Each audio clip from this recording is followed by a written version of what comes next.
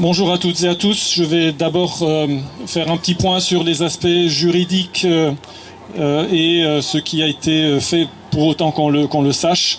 Et ensuite, je vous donnerai aussi quelques éléments de réflexion, mais ça serait très bref, je vous rassure. Donc Martine Vonner a déjà dit l'essentiel concernant le référé qui a été jugé vendredi dernier et qui, concrètement, pour l'instant, empêche tous les travaux de terrassement qui sont liés à la construction du viaduc. Donc ça n'empêche pas, malheureusement, la poursuite des travaux dans la forêt qui sont liés aux travaux préparatoires. C'est légalement possible, sur le fond c'est totalement absurde, nous sommes bien d'accord.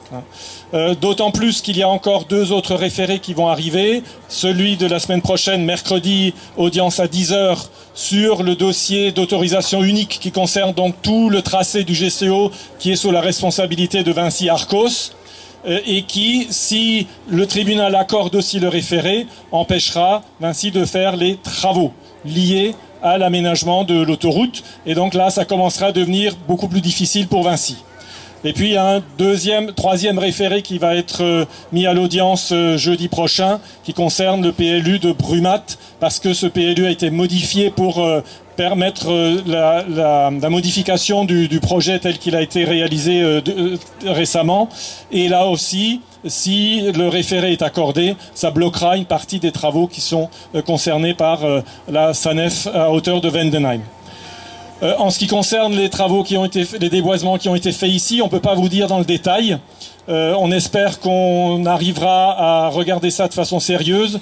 Vous savez peut-être que le préfet a proposé par voie de presse que nous puissions aller sur place aujourd'hui avec une délégation. Nous lui avons répondu que non. Dans ces conditions, c'est encore plus un coup de com' qu'un travail sérieux. Aujourd'hui, on manifeste. S'il veut véritablement que nous allions sur place, d'abord, il arrête les travaux complètement et il nous permet d'entrer avec un huissier et d'aller où on veut. On n'est pas là pour faire...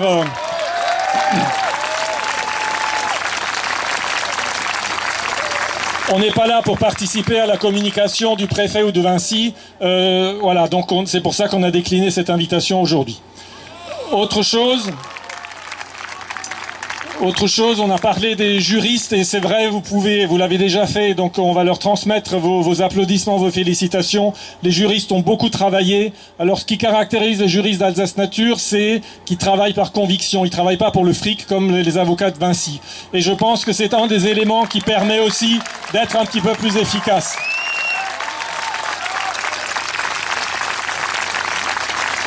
Alors ils travaillent pas pour le fric, mais il faut quand même qu'ils vivent. Et les recours, ça coûte malgré tout de l'argent.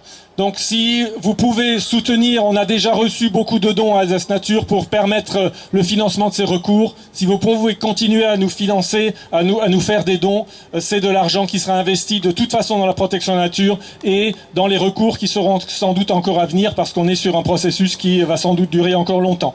Donc merci déjà pour ce que vous avez fait. Merci encore si vous pouvez continuer.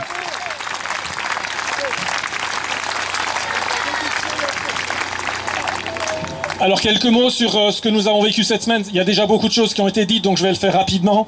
Nous avons connu une semaine difficile, vous le savez, avec la violence qui a été faite à la nature et la violence qui a été faite à des personnes qui n'ont pas été agressives et qui ont été agressées. Mais cette semaine se termine aussi avec une note d'espoir.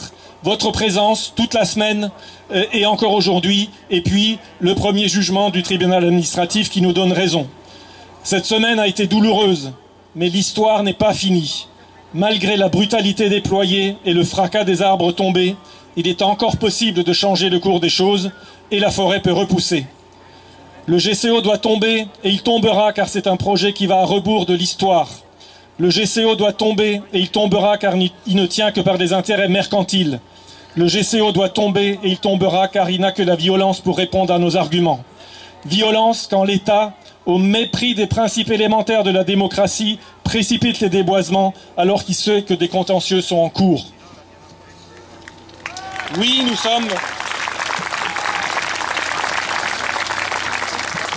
nous sommes choqués, à bon droit, parce que nous avons subi cette semaine. Mais nous devons rester déterminés et surtout, nous devons rester dignes et non violents. Pour l'instant, l'État avance comme une force aveugle et sourde. Après la manifestation, le préfet nous a reçus, mais ne nous a pas écoutés. Le ministre de l'écologie voulait bien nous recevoir tout en disant qu'il n'y avait rien à discuter. Et nous n'y sommes pas allés. Il faut que ces gens sachent, dans leur tour d'ivoire, que ces façons de faire, c'est fini. Les discussions de salon pendant que la terre brûle, ce n'est plus possible. Nous n'y retournerons que dans le cadre d'un moratoire.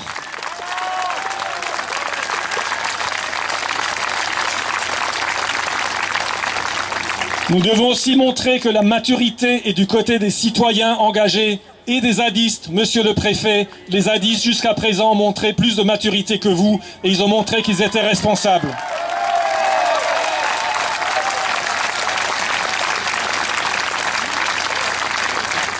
Nous devons montrer que la maturité est de notre côté et pas de ceux qui actionnent les gaz lacrymogènes, les bulldozers ou qui poursuivent le profit aveugle. À la brutalité et à l'arrogance, nous répondons par la non-violence. À la précipitation, nous répondons par la persévérance. À l'aveuglement, nous répondons par l'éveil des consciences. Au saccage, nous répondons par la résistance. Notre combat est juste, notre combat est légitime. Il le restera tant que nous resterons dignes. Déterminés, mais dignes. S'il le faut, nous manifesterons tous les jours jusqu'à ce que ce projet s'effondre comme sont tombés les murs de Jéricho. Merci.